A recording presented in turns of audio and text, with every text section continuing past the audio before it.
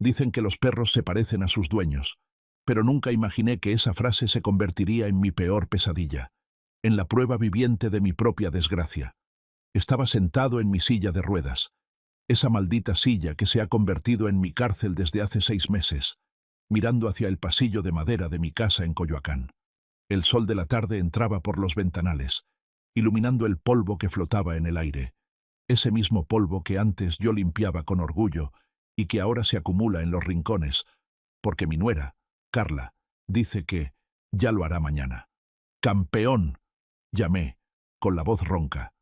Esperaba escuchar el trote alegre de mi Golden Retriever, mi viejo amigo de 10 años, el único ser vivo en esta casa que no me mira con lástima o con impaciencia. Pero lo que escuché me heló la sangre. No hubo trote. Hubo un arrastre. Shh, shh. Era el sonido de uñas rasguñando la madera, seguido por el ruido sordo de un cuerpo pesado siendo jalado.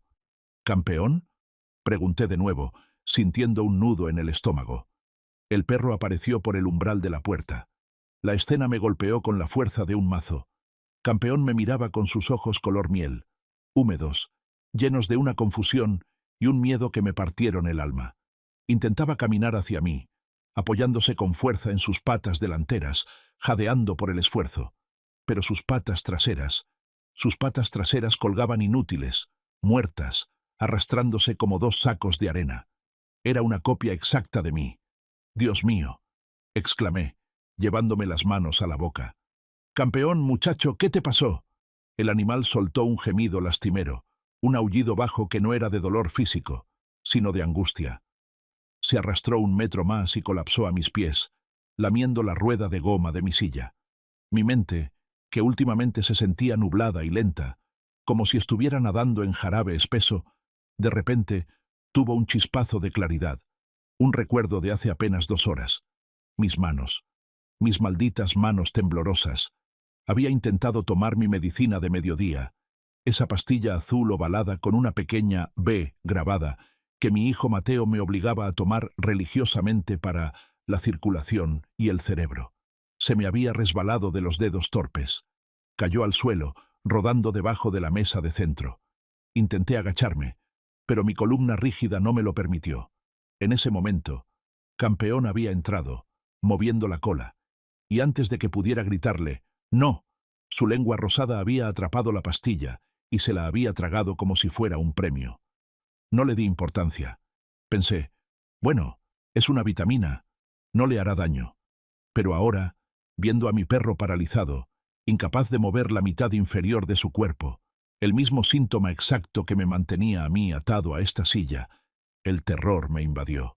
Me incliné como pude, acariciando la cabeza dorada de Campeón. Él temblaba. Sus músculos traseros estaban flácidos, sin tono alguno.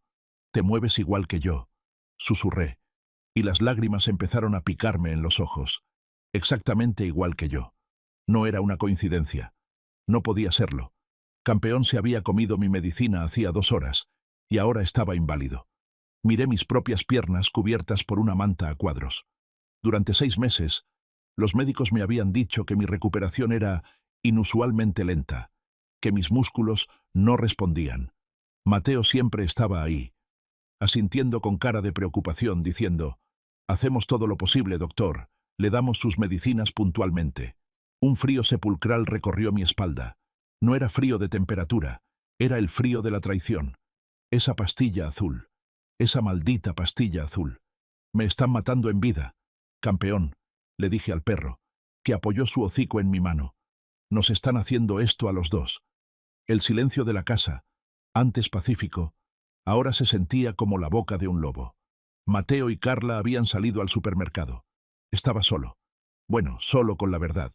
Y la verdad dolía más que cualquier hueso roto.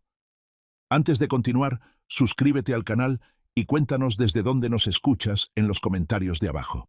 Tenía que confirmarlo. Mi corazón latía tan fuerte que sentía los golpes en las sienes, amenazando con explotar. La sospecha era un veneno, pero necesitaba el antídoto de la certeza. Miré el teléfono fijo que estaba sobre una mesita en el recibidor, a unos 5 metros de distancia. 5 metros. Antes, esa distancia la cubría en 2 zancadas. Ahora, era un océano. Tengo que llegar. Por ti, amigo, le dije a Campeón. Giré las ruedas de mi silla. Mis brazos, antes fuertes por décadas de levantar bultos de cemento y pegar ladrillos, ahora se sentían débiles, atrofiados. Pero la rabia es un combustible poderoso. Empujé con furia. 1, 2, 3. Llegué a la mesita, con manos que temblaban no por la enfermedad, sino por la adrenalina. Descolgué el auricular. Marqué el número de memoria. Era el único número que mi cerebro, supuestamente dañado, recordaba con claridad. Clínica Veterinaria San Francisco. Buenas tardes, contestó una voz familiar. Pablo. Mi voz salió estrangulada, casi un sollozo. ¿Rogelio? La voz al otro lado cambió de tono instantáneamente. ¿Qué pasa, hombre? Te oyes fatal. ¿Te caíste otra vez? ¿Llamo a Mateo? No, grité, y me sorprendí de mi propia fuerza. No llames a nadie. Escúchame bien, Pablo. Necesito tu ayuda profesional. Es urgente. Dime, ¿qué sucede? Respiré hondo, tratando de ordenar las ideas en mi cabeza que daba vueltas. Es Campeón. Hace 2 horas, por accidente, se comió una de mis pastillas, y ahora no puede caminar. Arrastra las patas traseras, Pablo. Está paralizado de la cintura para abajo, igual que yo. Hubo un silencio al otro lado de la línea. Solo escuchaba la respiración agitada de mi amigo. Descríbeme la pastilla, Rogelio, dijo Pablo, con voz tensa, muy seria. Detalle por detalle. Es azul, ovalada. Un azul intenso, no celeste, y tiene una B, grabada en una de las caras, y una ranura en medio. Escuché el sonido de teclas de computadora siendo golpeadas frenéticamente.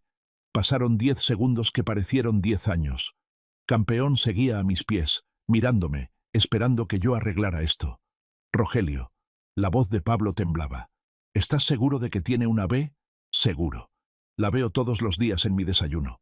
Hijos de la gran puta, estalló Pablo. Jamás había escuchado a ese hombre tan educado decir una grosería. Rogelio, escúchame bien. Esa no es vitamina, ni medicina para la circulación.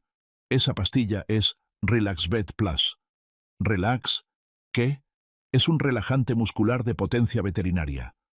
Lo usamos para sedar a perros de raza gigante, como gran daneses o mastines, o incluso potros, antes de una cirugía mayor. Bloquea las señales nerviosas a los músculos.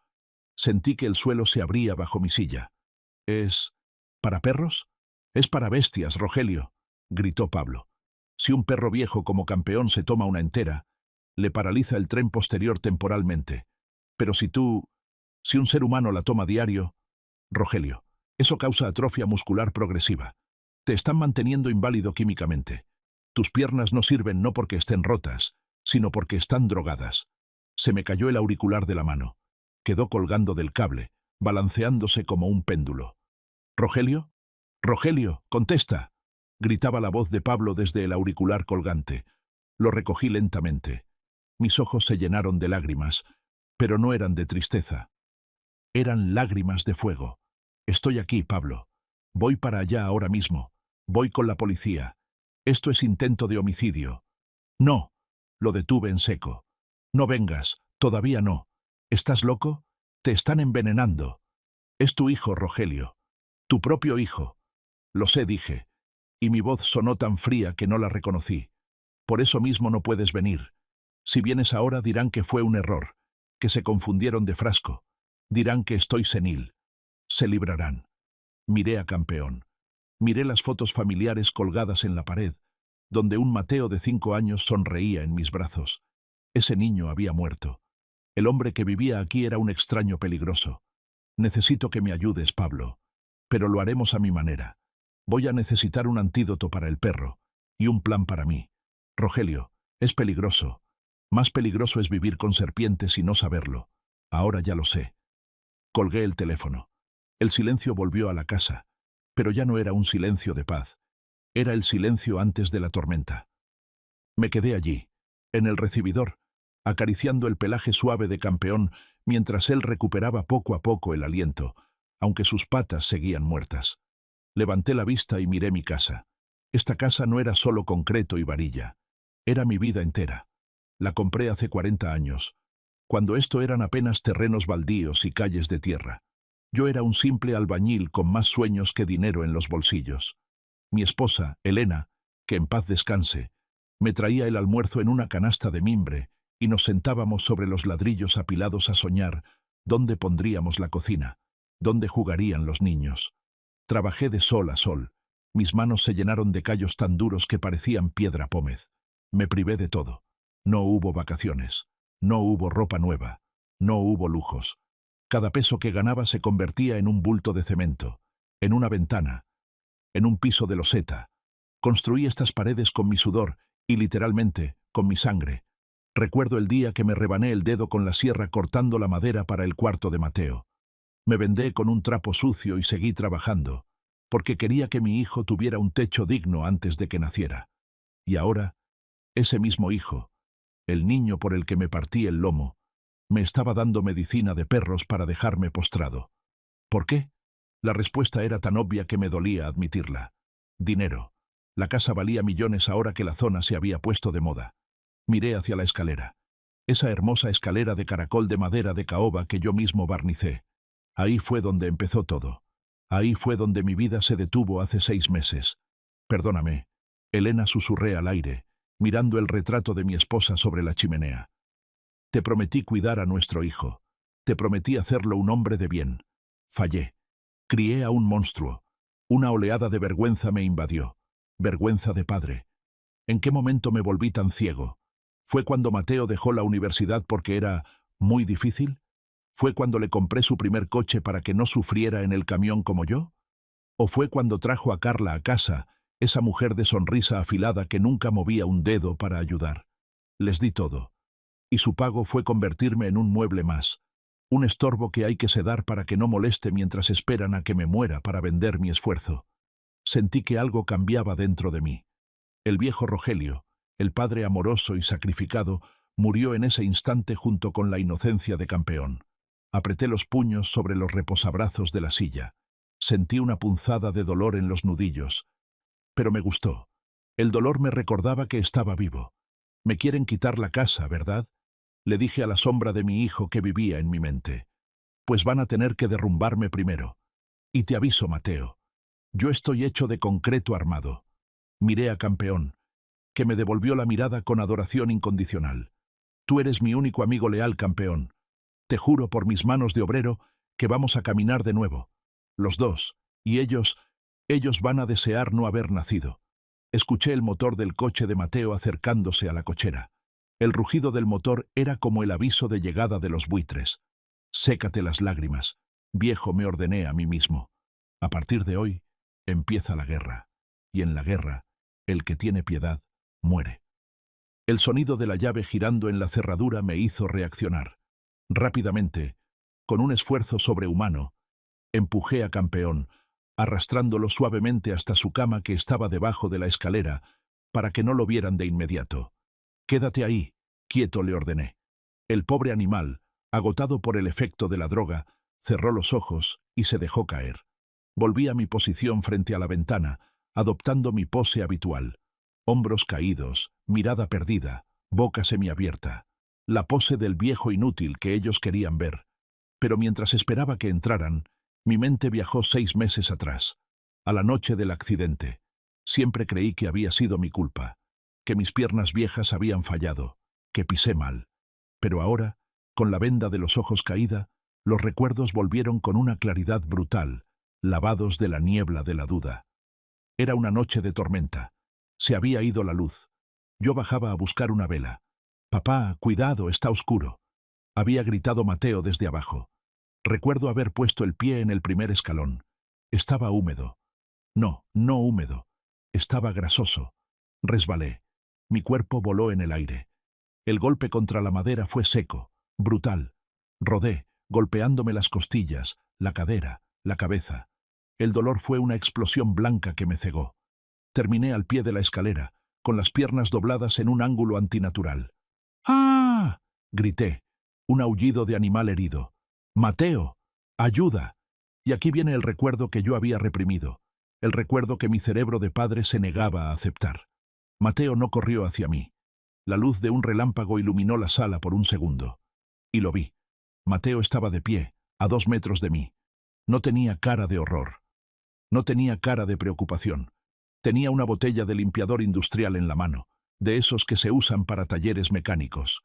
Y en su rostro, había una extraña calma, una curiosidad morbosa. Me miró retorcerse de dolor. Me miró intentar mover las piernas y gritar de pánico al no sentirlas. «Papá», dijo, pero no se movió. «Hijo, por favor, no siento las piernas», supliqué, estirando mi mano hacia él. Mateo dio un paso atrás. Miró el reloj en su muñeca. Esperó. 1 minuto. 2 minutos. Yo lloraba, clamando a Dios y a mi hijo. Él solo observaba, como quien mira un insecto aplastado. «Ya está hecho», susurró para sí mismo. Lo escuché. Juro que lo escuché. Solo entonces, cuando estuvo seguro de que el daño era irreversible, soltó la botella. Se despeinó el cabello a propósito y empezó a gritar con una actuación digna de un Oscar. «¡Papá! ¡Papá! ¡Dios mío! ¡Carla, despierta! Mi papá se cayó». El recuerdo me golpeó ahora con más fuerza que la caída misma. No fue un accidente. Fue un intento de ejecución.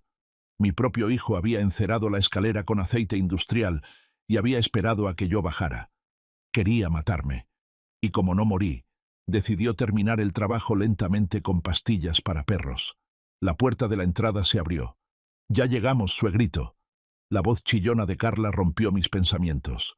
Mateo entró detrás de ella, cargando bolsas de compras.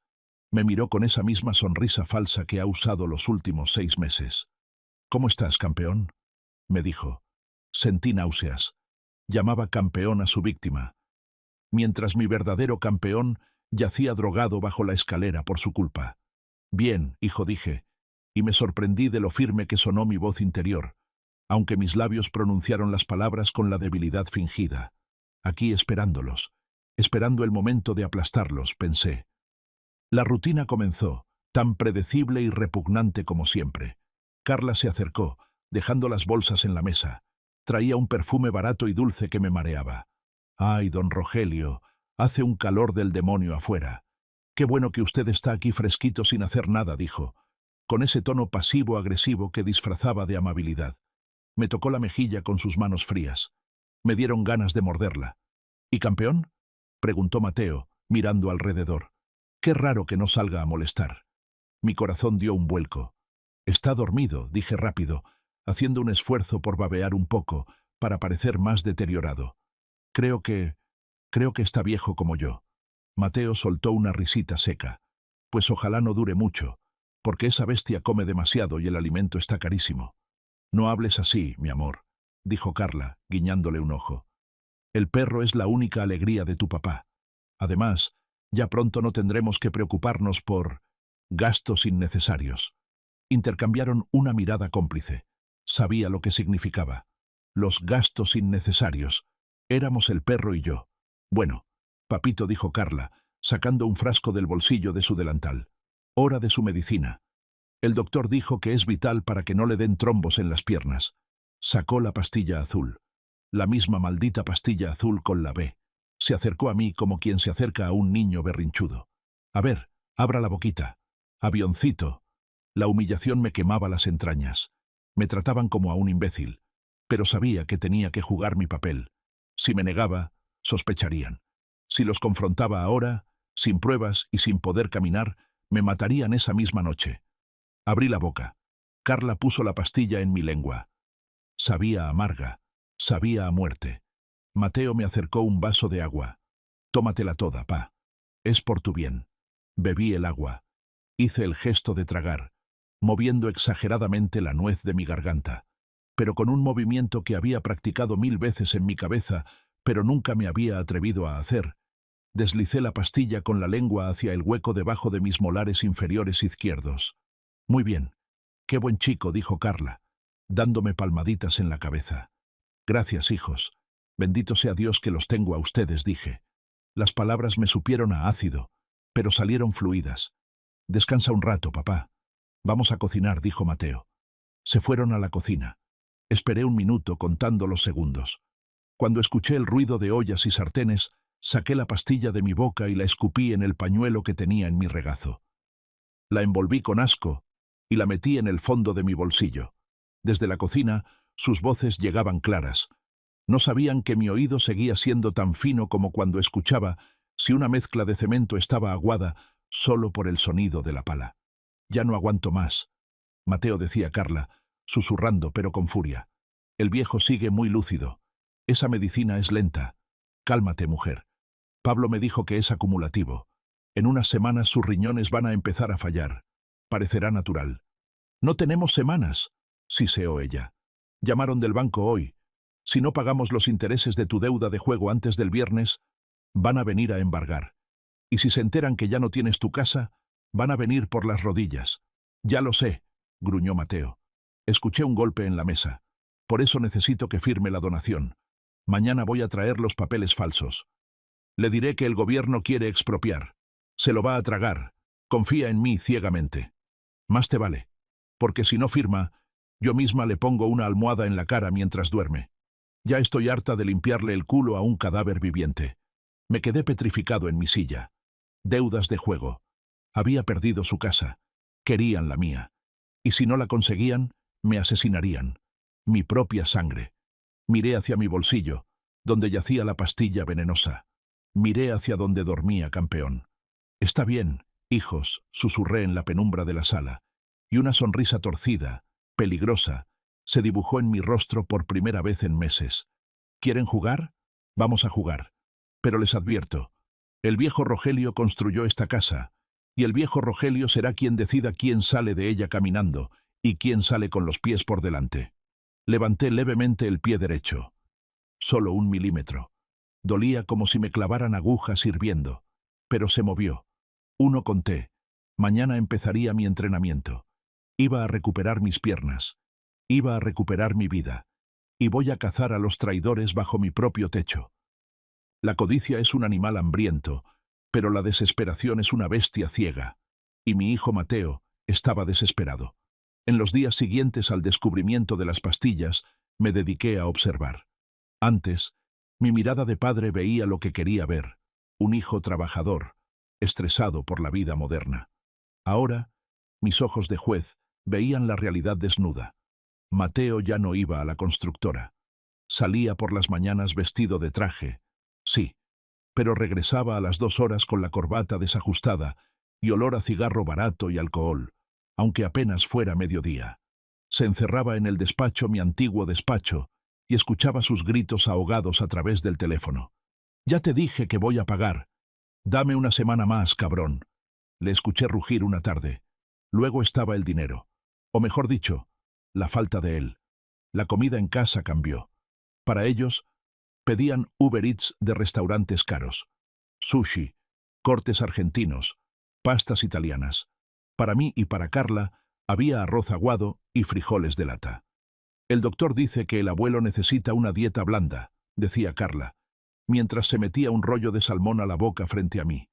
Pero lo que terminó de romperme el corazón fue el reloj. Era un Longines de oro, una reliquia que mi padre me heredó y que yo guardaba para dárselo a Mateo el día que naciera su primer hijo.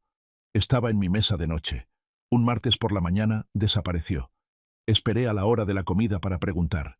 «Hijo», dije, fingiendo buscar en la mesa con manos temblorosas. «Mi reloj. El de tu abuelo. No lo encuentro. Quería ponérmelo para sentirme menos enfermo». Mateo se tensó. El tenedor se detuvo a medio camino de su boca. Carla bajó la mirada, nerviosa. «Ay, papá», estalló Mateo golpeando la mesa. «Siempre perdiendo cosas. Seguro lo tiraste por ahí o se lo diste a la gata de la vecina. Ya no estás bien de la cabeza». «Pero, hijo, estaba en la mesa. Lo llevé a reparar», gritó, interrumpiéndome. Sus ojos estaban inyectados en sangre, las pupilas dilatadas. No era la mirada de un hijo, era la mirada de un animal acorralado. Se estaba atrasando. «Deja de joder con el reloj. Preocúpate por no cagarte encima, mejor».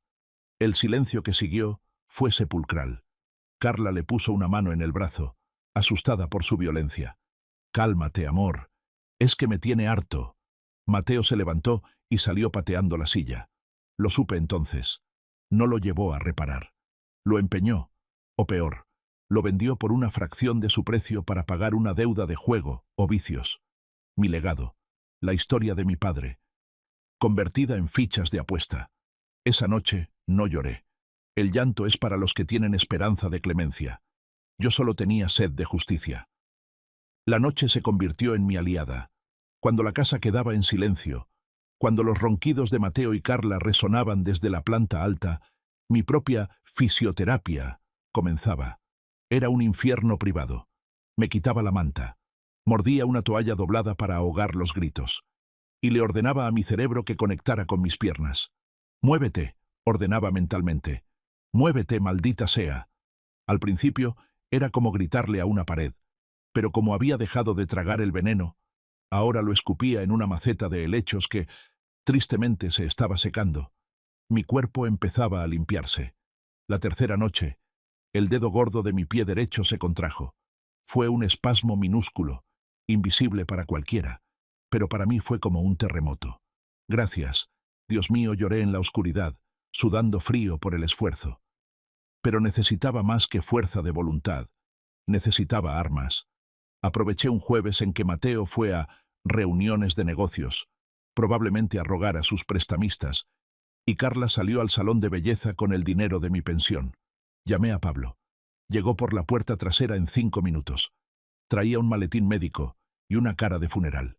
«Rogelio», susurró al verme. Se le llenaron los ojos de lágrimas. «Nada de lloriqueos, compadre», le dije, manteniéndome firme. «¿Trajiste lo que te pedí?» Pablo asintió. Sacó una jeringa y un frasco. «Esto es para campeón. Es un antagonista del relajante. En 3 días estará corriendo. Dáselo con comida.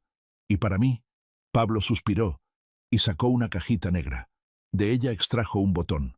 Un simple botón negro de plástico, idéntico a los de mi viejo saco de domingo. «Es una cámara espía. Me la consiguió mi sobrino, el que es judicial. Graba audio y video en alta definición. Se conecta a una aplicación en este celular viejo que te traje». Me abrochó el botón en mi chaleco de lana que siempre usaba. Era invisible. «Rogelio, por favor», me suplicó Pablo, tomándome de los hombros. «Déjame llevarte al hospital. Déjame llamar a la policía ahora. Tienes pruebas con lo del perro». No negué con la cabeza. «Si los arrestan ahora, salen bajo fianza en 2 días. Dirán que fue un error, un descuido. Mateo es un manipulador experto. Necesito agarrarlos con las manos en la masa. Necesito que confiesen. Necesito destruirlos legalmente y moralmente. Es peligroso. Ese muchacho ya no es tu hijo». «Lo sé», dije, mirando hacia la escalera donde casi me matan. «Mi hijo murió hace 6 meses. Lo que vive arriba es un intruso. Y voy a sacarlo de mi casa como se saca a las ratas». Esa tarde inyecté a campeón. El perro me lamió la mano, como si supiera que la pesadilla estaba terminando. «Aguanta, amigo», le susurré. «Ya casi». El sábado llegó con una tensión que se podía cortar con un cuchillo. Desde que dejé de tomar el veneno, mi color había mejorado. Ya no tenía esa palidez grisácea de cadáver. Mis ojos estaban más alertas. Y eso, desgraciadamente, no pasó desapercibido para la bruja de mi nuera. Estábamos en la cocina. Yo estaba en mi silla, fingiendo mirar la televisión, pero observaba a Carla por el reflejo del horno de microondas. Ella me miraba de reojo mientras calentaba una sopa de verduras. «Don Rogelio, lo veo muy despierto hoy», dijo, con voz cantarina pero ojos de serpiente. «¿Mande?». Fingí no escuchar bien. «Ah, sí, hija. Dormí bien». Carla apagó la estufa. La sopa burbujeaba. El vapor subía denso y caliente. Se sirvió un plato para ella y otro para mí. Pero noté algo. El mío lo llenó hasta el borde, hirviendo, directo de la olla. Caminó hacia mí con una sonrisa extraña. «Aquí tiene su comidita, suegro. Cuidado que está caliente». Se acercó demasiado. Sabía lo que iba a pasar un segundo antes de que sucediera. Era una prueba. Quería ver si mis reflejos funcionaban. Quería ver si sentía. «¡Ay!», exclamó falsamente. El plato se inclinó. ¡Zas! El líquido hirviendo, espeso y aceitoso, cayó directamente sobre mi muslo derecho, justo encima de la tela delgada de mi pantalón de pijama. El dolor fue inmediato, absoluto. Fue como si me hubieran pegado un hierro al rojo vivo en la piel. Mi cerebro gritó: «¡Salta! ¡Grita! ¡Quítate el pantalón!». Cada nervio de mi cuerpo pidió a gritos reaccionar. El instinto de supervivencia quería hacerme levantar de la silla. pero mi odio fue más fuerte que mi instinto. Me quedé inmóvil. Clavé las uñas en los reposabrazos de la silla hasta que sentí que se rompían, pero mantuve la cara inexpresiva, la boca semiabierta, la mirada perdida en la televisión. El vapor salía de mi pierna mojada. La piel debajo de la tela se estaba cocinando. «¡Ay, perdón! ¡Perdón, don Rogelio!», gritó Carla, pero no se movió para limpiarme. Se quedó parada, observando mis piernas con ojos de halcón, esperando un espasmo, un grito, una contracción. Conté mentalmente. 1, 2, 3. «Aguanta, viejo, aguanta». Me giré lentamente hacia ella, con movimientos torpes y lentos, como un robot oxidado. «¿Pasó algo, hija?», pregunté con voz tranquila, aunque por dentro me estaba muriendo. Siento un poco de humedad. ¿Me oriné? Carla me miró, atónita. Miró mi pierna humeante y luego a mi cara plácida. Suspiró, decepcionada y aliviada a la vez. «No, suegro. Se me cayó la sopa. Pero veo que de verdad no siente nada. Ni siquiera le dolió». «¿Estaba caliente?», pregunté inocentemente. «Hirviendo, Rogelio. Hirviendo». «Ah, pues no. No sentí nada». «Qué triste es ser un mueble, ¿verdad, hija?». Carla soltó una risa nerviosa y fue por un trapo. «Ay, suegrito. A veces pienso que usted nos entiende más de lo que parece, pero luego veo estas cosas y... Bueno, déjeme cambiarle el pantalón». Esa noche, encerrado en mi baño con llave, me quité el pantalón pegado a la piel. Tenía una ampolla enorme, roja y purulenta, del tamaño de mi mano. Lloré en silencio mientras me aplicaba la pomada para quemaduras que Pablo me había dejado. Esa cicatriz sería mi recordatorio. Si pude aguantar el fuego, podía aguantar cualquier cosa. Ya no tenían poder sobre mí.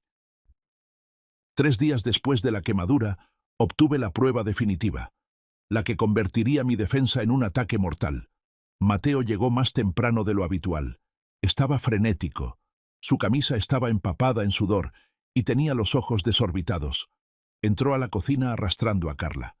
Yo estaba en la sala, aparentemente dormido en mi silla, con la cabeza caída sobre el pecho.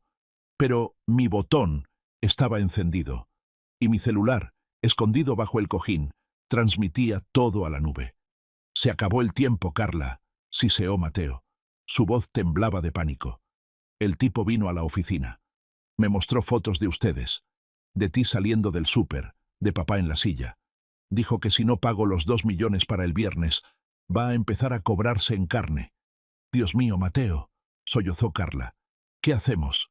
El viejo no se muere. Ese maldito viejo tiene salud de hierro». «Ya no podemos esperar a que la naturaleza haga su trabajo», dijo Mateo. Hubo un silencio, y luego el sonido de cajones abriéndose. «¿Dónde está el relax bed?» «Aquí, en la alacena». «Pero Mateo, el doctor Pablo dijo que la dosis actual ya es máxima. Si le damos más, le puede dar un paro respiratorio. Se le pueden colapsar los pulmones». Mi corazón se detuvo un instante. Esperé. Esperé con toda mi alma que mi hijo, el niño al que enseñé a andar en bicicleta, el niño al que cuidé cuando tuvo varicela, dijera: «No, no podemos matarlo». La voz de Mateo sonó fría, metálica, desprovista de humanidad. «Me vale madre si se muere», gritó, golpeando la encimera. «Es más, si se muere hoy, mejor. Si se muere, heredo automáticamente como hijo único. Nos ahorramos el notario, nos ahorramos la farsa. Pero, ¿y si nos descubren? Sería homicidio». «No lo van a descubrir. Es un viejo paralítico con el corazón débil. Nadie va a hacer una autopsia. Dale doble dosis hoy en la cena. O triple. Necesito que firme mañana los papeles de la donación o que amanezca frío. Tú eliges, Carla. ¿Quieres que nos maten los narcos o prefieres matar al viejo tú misma?» Escuché el llanto de Carla y luego un murmullo. «Está bien. Doble dosis esta noche». «Bien. Y mañana traigo los papeles. Le voy a decir que es para proteger la casa. Se lo va a creer. Siempre ha sido un imbécil que cree en la bondad de la gente». Ahí estaba. La confesión. En la sala abrí los ojos. Ya no había lágrimas. Ya no había dolor. Solo había una claridad cristalina. Mi hijo había firmado mi sentencia de muerte. Y al hacerlo, había firmado la suya. Esa noche, cuando me trajeron la cena especial, cargada de veneno, la acepté con una sonrisa. Y como siempre, la pastilla terminó en la maceta. Pero esta vez acaricié el botón de mi chaleco. Ya te tengo, hijo de la chingada. Ya te tengo. A la mañana siguiente, Mateo puso en marcha su obra de teatro final. Entró a la sala con un traje impecable, pero con la cara desencajada, fingiendo una tristeza infinita. Traía una carpeta de piel bajo el brazo. Se arrodilló junto a mi silla de ruedas. Me tomó las manos. Sus manos estaban frías y sudorosas. «Papá, tenemos que hablar. Es algo terrible». «¿Qué pasa, mijo?», pregunté, poniendo mi mejor cara de viejo asustado. «Es el gobierno, papá». Soltó un sollozo falso. Llegó una notificación. «Quieren expropiar la casa. Dicen que por la nueva línea del metro o algo así. Quieren quitárnosla y pagarnos una miseria». «¿Cómo?». Me llevé la mano al pecho. «¿Mi casa? ¿Mi esfuerzo de toda la vida?». «Sí, pa. Estoy desesperado. Fui con abogados, moví cielo y tierra. Me dicen que la única forma de salvarla es que la casa no esté a nombre de una persona de la tercera edad, porque la ley es confusa. Se inventaba las mentiras sobre la marcha, atropellándose. Dicen que si la pasas a mi nombre, como una donación en vida, yo puedo ampararme. Yo puedo salvar nuestro hogar». Me miró con esos ojos que antes yo adoraba. «Tienes que firmar, papá. Es solo un trámite. Tú seguirás siendo el dueño moral, te lo juro. Te lo juro por la memoria de mi santa madre». Mencionar a su madre. Eso fue la gota que derramó el vaso. Juraba por la mujer que dio la vida por él para estafarla. Fingí dudar. Fingí temblar. «Tengo miedo, Mateo. ¿Y si me echan?». «Jamás, papá. Yo te cuidaré hasta el último día. Firma aquí». Sacó unos documentos. Eran falsos, burdos, pero suficientes para engañar a un anciano senil. Lo miré fijamente. «Está bien, hijo. Firmo». Los ojos de Mateo brillaron con codicia pura. Sacó una pluma de oro, probablemente comprada con el dinero de mi reloj. Pero lo detuve, levantando un dedo. «Tengo una condición». Mateo se congeló. «¿Qué condición, papá? Si voy a dejar de ser dueño de mi casa, quiero despedirme con honor. Quiero que todos sepan que mi hijo es un hombre bueno que me está salvando». «¿A qué te refieres?». «Quiero una fiesta», dije, sonriendo como un niño. «Quiero celebrar mi cumpleaños adelantado. Quiero mariachis.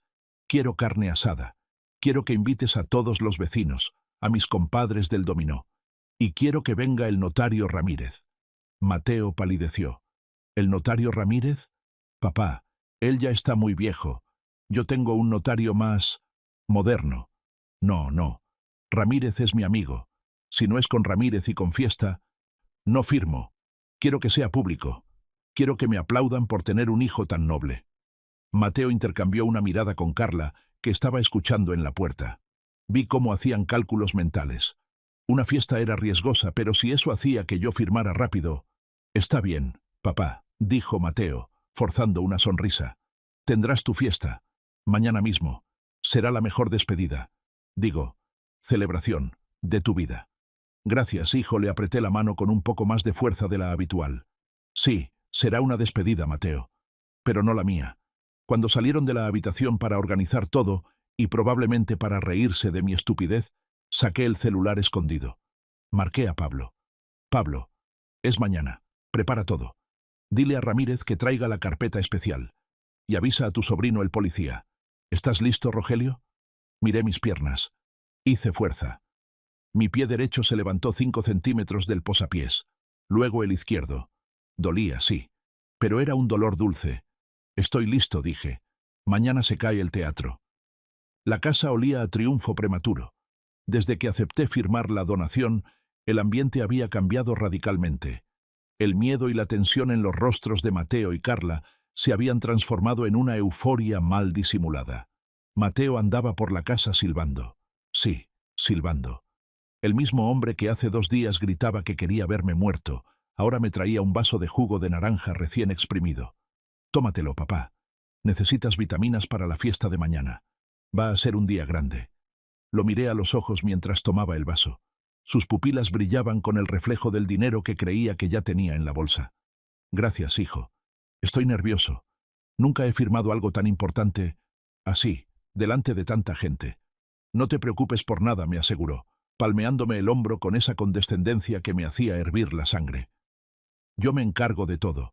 Ya contraté a los mariachis, pedí carnitas de El Michoacano y avisé a todos los vecinos. Hasta invité a doña Lupe, la chismosa de la esquina. Quiero que todo el mundo sea testigo de tu generosidad. ¿Y del notario Ramírez? ¿Le avisaste? Pregunté, bajando la vista para ocultar la astucia en mis ojos. Mateo torció el gesto un segundo, pero se recuperó rápido. Sí, papá, aunque insistió mucho en revisar los papeles antes. Es un viejo mañoso, igual que tú. Digo, igual de precavido que tú. Pero ya está todo arreglado. Mentía. Sabía que mentía. Seguramente planeaba presentarme unos papeles falsos y esperar que Ramírez, por ser mi amigo, no hiciera un escándalo en público. O quizás pensaba emborrachar al notario. Pobre iluso. No sabía que Ramírez y yo habíamos jugado ajedrez juntos durante 20 años. Sabíamos planear una estrategia a 10 jugadas de distancia. Me alegra, hijo. Quiero irme de este mundo. O bueno, a mi retiro, con la conciencia tranquila, sabiendo que la casa queda en buenas manos. Las mejores manos, papá. Las mejores. Esa tarde, vi a Carla midiendo las cortinas de la sala. ¿Qué haces, hija?, le pregunté. Ella se sobresaltó, como si la hubiera pillado robando. Nada, suegro. Solo viendo si necesitan lavarse. Pero yo sabía la verdad. Estaba midiendo para comprar unas nuevas. En su mente, yo ya estaba en un asilo público oliendo a orina, y ella estaba redecorando su nueva mansión. «Qué bueno que eres tan hacendosa», dije con una sonrisa gélida. «Esta casa necesita un cambio. A veces, lo viejo tiene que derrumbarse para que salga la verdad a la luz». Ella me miró raro, sin entender el doble sentido. «Sí, don Rogelio. Lo viejo estorba. Disfruta tu cortina imaginaria, bruja», pensé. «Porque mañana, la única tela que vas a ver será la de un uniforme a rayas». Necesitaba un último movimiento, el más arriesgado. La única persona en esa casa que no tenía el alma podrida era María, la muchacha que venía 3 veces por semana a limpiar. Era una mujer indígena, bajita, fuerte, de pocas palabras y mirada triste. Mateo y Carla la trataban peor que al perro. Le gritaban, le pagaban tarde y la humillaban por su español tropezado. Ese viernes por la mañana, mientras Mateo iba a recoger los trajes a la tintorería y Carla estaba en la peluquería, preparándose para su gran día, llamé a María. «María, ven acá, por favor». Ella se acercó secándose las manos en el delantal, con miedo. Siempre tenía miedo de que la regañaran. «¿Qué necesita, patrón? ¿Agua? ¿Ir al baño?» «No, hija. Necesito tus manos y tu silencio. Cierra la puerta». María obedeció, extrañada. Me miró con esos ojos oscuros e inteligentes. «María, escúchame bien. Sé que te deben 2 quincenas. Sé que Mateo te grita. Y sé que tú sabes que algo no está bien en esta casa». Ella bajó la cabeza, apretando el trapo entre sus dedos. «Yo no me meto en problemas, don Rogelio. Necesito el trabajo. Lo sé. Y por eso te voy a dar esto». Con manos temblorosas, busqué en el dobladillo de mi pantalón, donde había descosido un pequeño hueco.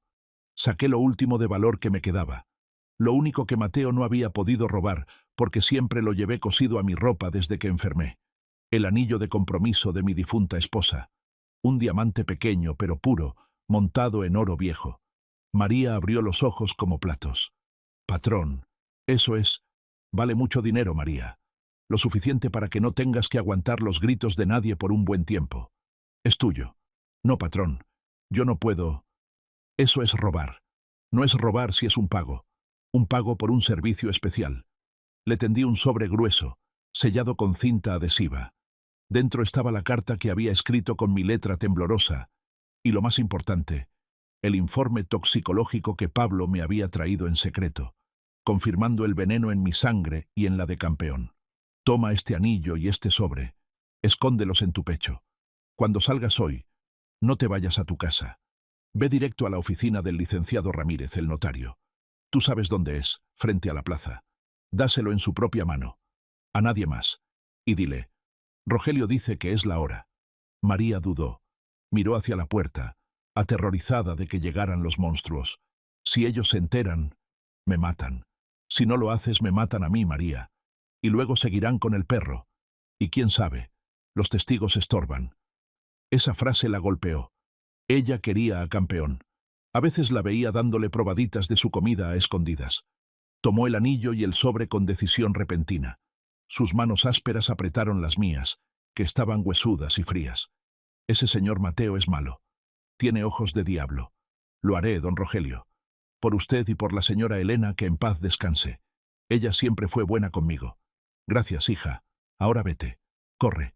Y mañana deja la puerta de servicio sin trancar a las 4 de la tarde. María asintió y salió disparada. Me quedé solo, respirando agitadamente. La suerte estaba echada. El misil estaba en el aire. Ahora solo faltaba que detonara. La noche antes de la fiesta fue surrealista. Mateo y Carla decidieron celebrar por adelantado. Abrieron una botella de tequila Don Julio 70, seguramente comprada a crédito, y se sentaron en la sala, con la música alta, ignorando por completo que yo estaba ahí, en mi rincón, como un mueble viejo. Estaban borrachos de alcohol y de avaricia. Mañana a esta hora, mi amor, seremos dueños de todo, decía Carla, levantando su copa. Adiós a las deudas, adiós a la pobreza, y adiós al olor a viejo, rió Mateo, chocando su copa. ¿Ya viste el folleto del asilo Santa Fe? Es barato. Dicen que los tienen sedados todo el día. Estará feliz ahí. ¿Y la casa?, preguntó ella. ¿Qué le vamos a hacer? Derrumbar el jardín, dijo Mateo con desprecio. Ese jardín lleno de plantas y hierbas que tanto cuida mi papá. Vamos a poner concreto y hacer un garaje para 3 coches. Y una alberca. Quiero una alberca donde está el rosal de mi mamá. Sentí que me clavaban un puñal en el pecho. El rosal. Mi esposa plantó ese rosal el día que trajimos a Mateo del hospital cuando nació. Apreté los dientes tan fuerte que pensé que se romperían. Mi mano, escondida bajo la manta, buscó el mango de mi bastón de madera de ébano. Lo tenía escondido entre los cojines del sofá. Derrumbar el rosal. Sedarme en un asilo barato. La furia es un analgésico maravilloso. En ese momento no sentí dolor en mis piernas. Solo sentí una corriente eléctrica, caliente y vibrante, que bajaba desde mi cerebro hasta mis talones. Esperé a que subieran a dormir. Se fueron tambaleando, riendo, besándose con esa pasión grotesca de los cómplices de un crimen. Buenas noches, papá. Sueña con los angelitos, porque pronto estarás con ellos, me susurró Mateo al pasar, dándome un beso en la frente que se sintió como el beso de Judas. Cuando escuché el silencio de la casa, me moví. Saqué el bastón. Me quité la manta. Vamos, Rogelio. Una vez más. Por el rosal. Por Elena. Apoyé el bastón en el suelo. Apoyé mis manos en los reposabrazos. Inhalé. Exhalé. Arriba. Mis músculos atrofiados gritaron. Mis rodillas temblaron violentamente, amenazando con ceder. El sudor me bañó la frente en un segundo. Pero me levanté. Estaba de pie. Era inestable, sí. Me dolía todo, sí. Pero estaba de pie en mi propia sala, mirando el mundo desde mi altura real de 1,80 m, y no desde la humillación de la silla. Di un paso. Clac. El bastón golpeó la madera. Otro paso. Clac. Caminé hasta la ventana y miré el jardín iluminado por la luna. El rosal estaba ahí, hermoso, resistente. No te van a tocar, le prometí a la planta. Mañana, la única poda que habrá en esta casa será de las malas hierbas que duermen arriba. Me dejé caer de nuevo en la silla, exhausto pero invencible. Estaba listo. El día llegó con un sol radiante, insultantemente bello para la oscuridad de lo que iba a suceder. Desde temprano, la casa se llenó de actividad. Llegaron las mesas, las sillas, las hieleras con cerveza. El olor a carnitas y chicharrón empezó a inundar el patio. Mateo me vistió. Me puso mi mejor traje, uno gris que usé en su graduación, pero que ahora me quedaba grande porque había perdido 10 kilos. «Te ves guapo», papá me dijo mientras me ajustaba la corbata. Luego, con un movimiento rápido, revisó mis bolsillos. Buscaba pastillas escondidas o teléfonos. No encontró nada. Mi celular espía estaba pegado con cinta adhesiva debajo del asiento de la silla de ruedas. Y el botón de la cámara estaba ahí, en mi chaleco, observándolo todo. «Vamos al patio. Ya llegaron los invitados». Me sacó empujando la silla.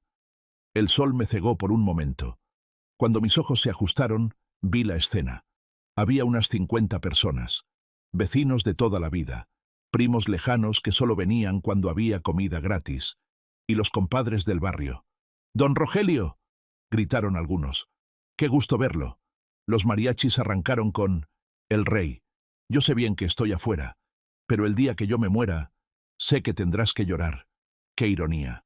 La letra parecía escrita para mí. Mateo tomó el micrófono, parando la música con un gesto teatral. Se puso en el centro, con una mano en mi hombro, posando para las fotos. «Bienvenidos todos». Su voz resonaba en las bocinas. «Gracias por venir. Hoy no es solo una fiesta, hoy es un homenaje. Un homenaje a mi padre, Rogelio, el hombre que construyó esta casa con sus manos». Hubo aplausos. Vi a doña Lupe secarse una lágrima. «Mi padre ha estado muy enfermo», continuó Mateo, poniendo cara de circunstancia, «y en su infinita sabiduría ha decidido que es hora de pasar la estafeta. Para proteger el patrimonio de la familia, hoy, frente a todos ustedes, sus seres queridos, va a firmar la donación de la casa a mi nombre». Más aplausos. Escuché murmullos. «¡Qué buen hijo! Mira cómo lo cuida. Pobre don Rogelio, ya se ve muy acabado». Carla estaba a su lado, vestida de seda, sonriendo como una reina de belleza, sirviendo tequila a los invitados para tenerlos contentos y distraídos. Yo sonreía. Una sonrisa fija, rígida. Mi mano derecha acariciaba discretamente el botón de mi chaleco. «Graba esto, Pablo. Graba cada palabra de este hipócrita». De repente se abrió el portón. Entró un hombre alto, canoso, con un traje negro impecable y un maletín de cuero. El notario Ramírez. Mateo tragó saliva visiblemente. Se notaba nervioso. Corrió a recibirlo. «Licenciado Ramírez. ¡Qué honor! Pase, pase. ¿Trajo los papeles que le mandé?». Ramírez lo miró por encima de sus lentes. Su rostro era una máscara de piedra.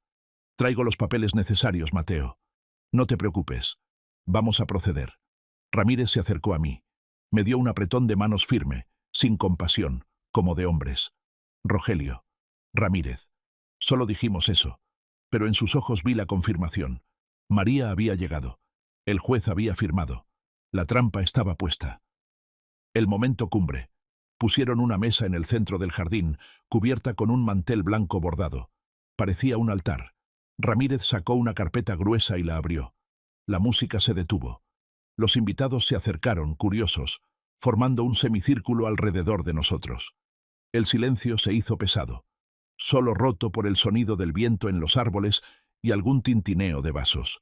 Mateo puso una pluma Montblanc, seguramente robada también, en mi mano. «Aquí». Papá señaló una línea marcada con una X en el documento. «Solo pon tu nombre, Rogelio Martínez. Y ya está. Nosotros nos encargamos del resto». Sentí el peso de la pluma. Pesaba 1 tonelada. No por el metal, sino por lo que significaba. Esa firma era mi renuncia a la vida. Era aceptar que había perdido. Pero yo no iba a firmar eso. Empecé a temblar. Exageré el temblor de mi mano. La pluma bailaba sobre el papel, haciendo garabatos en el aire. «Papá, por favor», susurró Mateo, apretando los dientes, aunque mantenía la sonrisa para el público. «Concéntrate». Carla se acercó por el otro lado, impaciente. «Ay, suegrito, déjeme ayudarle a sostener la mano». Me agarró la muñeca con sus uñas largas, clavándolas en mi piel. Dolía. Quería forzarme a escribir. «Suéltalo», dijo Ramírez, con voz de autoridad. «El testador debe firmar por su propia voluntad y sin coacción física». Carla soltó mi mano como si quemara, retrocediendo con una risita nerviosa. «Perdón, licenciado. Es que... ya sabe, los nervios». Volví a intentarlo. Acerqué la punta de la pluma al papel. Mateo contuvo la respiración. Sus ojos estaban fijos en la tinta. Veía su futuro, sus deudas pagadas, su libertad. Levanté la pluma 1 centímetro y abrí la mano. La pluma cayó. Rodó por la mesa y cayó al suelo de cemento con un tintineo seco. ¡Cling! ¡Maldita sea!, se le escapó a Mateo. Se agachó rápidamente a recogerla. Cuando se levantó y me la volvió a ofrecer, ya no encontró al viejito tembloroso y sumiso que esperaba. Yo había levantado la cabeza. Mis hombros, antes encorvados, se enderezaron. Mi barbilla se alzó. Y mis ojos clavaron una mirada de acero directamente en los suyos. No dije. No fue un susurro. Fue una voz clara, profunda, la voz del capataz de obra que solía gritar órdenes por encima del ruido de las mezcladoras. Mateo parpadeó, confundido. «¿Qué? ¿Qué dices, papá? Se te cayó la pluma, ten». Dije que no repetí, y mi voz resonó en todo el jardín, silenciando hasta el murmullo de los invitados. «No voy a firmar, Mateo. Esta pluma está sucia. Y tu conciencia también». Carla se puso pálida. Mateo soltó una risa histérica mirando a los vecinos. «Ja, ja, ja. Ay, mi papá. Ya está desvariando otra vez. Es la demencia, amigos. Disculpen. Papá, firma de una vez y deja de hacer el ridículo». Me apoyé en los reposabrazos de la silla. Sentí la madera bajo mis palmas. Sentí la fuerza en mis tríceps. Sentí la adrenalina bombeando en mis piernas recuperadas. El único ridículo aquí eres tú, hijo. Y entonces hice lo impensable. Empujé. Mis manos se aferraron al borde de la mesa con la fuerza de mis años de juventud. Los nudillos se pusieron blancos. «1, 2», gruñí entre dientes. Con un rugido que salió de lo más profundo de mis entrañas, empujé mi cuerpo hacia arriba. Las piernas me temblaron violentamente como gelatina, pero mis rodillas se bloquearon en su lugar, sosteniéndome. Estaba de pie. El silencio en el jardín se rompió cuando levanté mi pie derecho y le di una patada seca a la silla de ruedas detrás de mí. ¡Crash! La silla voló hacia atrás, volcándose y golpeando el suelo de cemento con un estruendo metálico que hizo saltar a todos los presentes. Un grito colectivo recorrió el lugar. «Dios mío! Don Rogelio, es un milagro. Está caminando». Mateo retrocedió 3 pasos, tropezando con sus propios pies. Su rostro perdió todo color, volviéndose de un gris cenizo. Sus ojos se salían de las órbitas, mirando mis piernas como si viera a un fantasma. «Papá», balbuceó, con la voz quebrada por el terror. «¿Qué? ¿Qué haces? ¿Te vas a caer? Siéntate». Me erguí cuán alto era. Le sacaba media cabeza a mi hijo. Miré hacia abajo, hacia su figura encogida por el miedo. «¡No me toques!», grité, y mi voz retumbó sin necesidad de micrófono. «¡Nadie me toque!». Di un paso hacia él, luego otro. Cojeando, sí. Con dolor, sí. Pero avanzando. «¿Te sorprende, Mateo?». Le escupí las palabras. «Llevo 3 semanas caminando en la oscuridad de mi cuarto, entrenando mientras tú dormías borracho, recuperando lo que tú me robaste». Carla intentó intervenir, con una sonrisa histérica, tratando de salvar la farsa ante los invitados. «Es la adrenalina. Pobre viejo, está en shock». «Agarren lo que se mata». «Cállate, víbora», le rugí, señalándola con un dedo acusador. El único shock aquí es que su juguete roto se arregló solo. Mateo intentó recomponerse. Miró a los vecinos, buscando apoyo. «Mi padre está mal. El medicamento lo tiene alucinando. Por favor, ayúdenme a sentarlo, se va a lastimar». «Nadie lo va a sentar», intervino una voz desde el fondo. Era Pablo, mi amigo veterinario. Salió de detrás de una columna, sosteniendo un control remoto. A su lado, María, la muchacha de servicio, bajó el telón blanco que usábamos para ver películas en el jardín. «¿Qué es esto?», gritó Mateo. «¿Quién invitó a este tipo?». «Yo lo invité», dije. «Y también invité al cine a todos los vecinos. Miren la pantalla». Pablo presionó el botón. El proyector se encendió. La imagen era granulada, tomada desde un ángulo bajo, desde mi pecho, pero el audio era cristalino. Apareció la cocina. Apareció Carla con el plato de sopa humeante.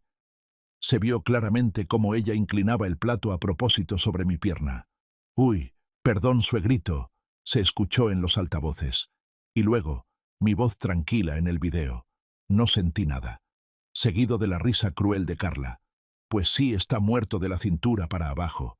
Un murmullo de horror recorrió a la multitud. «Desgraciada, lo quemó a propósito», gritó doña Lupe.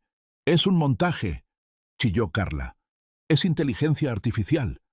«¿Y esto también es artificial?», preguntó Pablo, cambiando el video. Ahora era la escena de la noche anterior. La cara de Mateo aparecía en primer plano, distorsionada por la ira y el miedo. Su voz retumbó en todo el jardín, sellando su destino. «Me vale madre si se muere. Si se muere hoy, heredo mañana. Dale doble dosis o nos matan a nosotros». El jardín quedó en un silencio sepulcral. Los mariachis bajaron sus instrumentos. Los vecinos miraban a Mateo y Carla con una mezcla de asco y furia. Pablo dio un paso adelante, levantando unos papeles. Y por si el video no basta, aquí tengo los análisis de sangre de Rogelio y de su perro. Ambos tienen niveles letales de Relax Bet Plus. Los han estado envenenando sistemáticamente. Mateo estaba acorralado. Miraba a todos lados, buscando una salida, pero los vecinos habían cerrado el círculo. Su mirada cayó sobre la mesa, sobre los documentos de la donación. En un acto de desesperación estúpida, se abalanzó sobre la mesa. «¡Eso no prueba nada!», gritó, agarrando la carpeta. «Estos papeles son míos, la casa es mía». Intentó romper los documentos, pero el notario Ramírez, con una agilidad sorprendente para su edad, le clavó la mano sobre la mesa, inmovilizando los papeles. «Yo que tú no rompería eso, muchacho», dijo Ramírez con voz gélida. «Suélteme», forcejeó Mateo. «Es la donación. Si la rompo no hay prueba». Ramírez sonrió, una sonrisa de tiburón. Abrió la carpeta. «Esto no es una donación, idiota. Lee el encabezado». Mateo bajó la vista. Sus ojos recorrieron el texto. «Orden de aprehensión y demanda civil por intento de homicidio en grado de tentativa, fraude, abuso de confianza y maltrato animal», recitó Ramírez. «El juez la firmó esta mañana gracias a las pruebas que María nos trajo. Tú querías una firma, ¿no? Pues ahí tienes la firma de un juez». En ese momento, la puerta trasera del jardín se abrió de golpe. «¡Policía!», gritaron 3 oficiales uniformados, entrando con las armas en la mano. María estaba detrás de ellos, llorando, pero con la cabeza alta. Había cumplido su misión. El mundo de Mateo se derrumbó en segundos. 2 policías lo agarraron de los brazos y lo doblaron sobre la mesa donde planeaba robarme. El sonido de las esposas cerrándose clic, clac, fue la música más dulce que había escuchado en años. Carla intentó correr hacia la cocina, pero una oficial la interceptó y la esposó contra la pared. Ella gritaba obscenidades, culpando a Mateo, culpándome a mí, mostrando su verdadera cara de rata acorralada. «Suéltenme, yo no hice nada. Fue idea de él. Él me obligó», chillaba Carla. Pero Mateo se rompió. Cuando lo levantaron para llevárselo, se dejó caer de rodillas. Se arrastró hacia mí, llorando a moco tendido. «Papá, papá, por favor», suplicó, tratando de agarrar mis pantalones. «Diles que se detengan. Soy tu hijo. Soy tu Mateo». Me miró con esos ojos llorosos que tantas veces me habían manipulado. «Lo hice por desesperación, papá. Debía mucho dinero. Me iban a matar. Perdóname. No dejes que me lleven a la cárcel». Los policías esperaron un momento, mirándome, esperando a ver si el padre perdonaba al hijo pródigo. Yo miré a ese hombre arrodillado. Busqué dentro de mí alguna pizca de amor, algún recuerdo tierno que me hiciera apiadarme. Pero solo encontré la imagen de mi perro paralizado. Solo encontré el recuerdo de la sopa hirviendo. Solo encontré la botella de aceite en la escalera. Levanté mi mano, no para acariciarlo. Con un movimiento lento y deliberado, usé el dorso de mi mano para limpiarme el pantalón donde él me había tocado, como si me hubiera ensuciado de lodo. «Tú no tienes padre», dije, con una voz tan fría que heló el aire. «Mi hijo Mateo murió el día que decidió que yo valía menos que unos ladrillos». «Papá, no me digas papá. Yo soy el señor Rogelio Martínez, la víctima de tu crimen». Me giré hacia los oficiales y asentí. «Llévenselos, que se pudran donde no da el sol». Los arrastraron hacia la salida. Los vecinos, que antes aplaudían su bondad, ahora les lanzaban servilletas, vasos y gritos de «¡Asesinos! ¡Malnacidos!». Mateo gritaba mi nombre mientras lo metían a la patrulla. Yo no volví la cara. Cayó la tarde. La policía se había ido. Los invitados se habían marchado, murmurando disculpas y felicitaciones incómodas. El jardín estaba hecho un desastre. Sillas tiradas, vasos a medio terminar, el mantel blanco manchado de salsa. Pero había paz. Por primera vez en años, había paz real.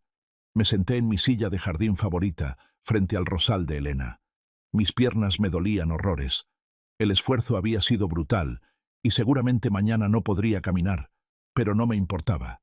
Ya tendría tiempo para sanar. Pablo salió de la casa, trayendo a Campeón en brazos. Puso al perro en el pasto, a mi lado. El animal, todavía débil por el antídoto, levantó la cabeza y me lamió la mano. «Va a estar bien, Rogelio», dijo Pablo, sentándose a mi lado. y sirviendo 2 tequilas de la botella que Mateo había dejado. «Y tú también». «Lo sé», respondí, tomando el vaso. Miré la casa, grande, vacía, silenciosa. Ya no había risas falsas, ni cuchicheos venenosos. «¿Te vas a sentir solo?», preguntó Pablo. Miré a Campeón, que descansaba su cabeza en mis pies, leal hasta la muerte. Pensé en María, a quien pensaba contratar de planta con un sueldo digno a partir de mañana. Levanté mi vaso hacia el portón por donde se habían llevado a mi sangre, a mi error más grande. «Mejor solo que mal acompañado», compadre, dije, y bebí el tequila de un trago. El líquido quemó mi garganta, limpiando el mal sabor de boca. Acaricié las orejas suaves de mi perro y miré al horizonte, donde el sol se ponía sobre Coyoacán. «Dicen que el perro es el mejor amigo del hombre», murmuré, cerrando los ojos. «Hoy aprendí que a veces es el único que merece sentarse a tu mesa. A los traidores. A esos se les pone el bozal y se les encadena». Si esta historia te ha cautivado, dale like al video, suscríbete al canal y comparte tus pensamientos en los comentarios. Para escuchar la siguiente historia, haz clic en el recuadro a la izquierda de la pantalla. Gracias por vernos.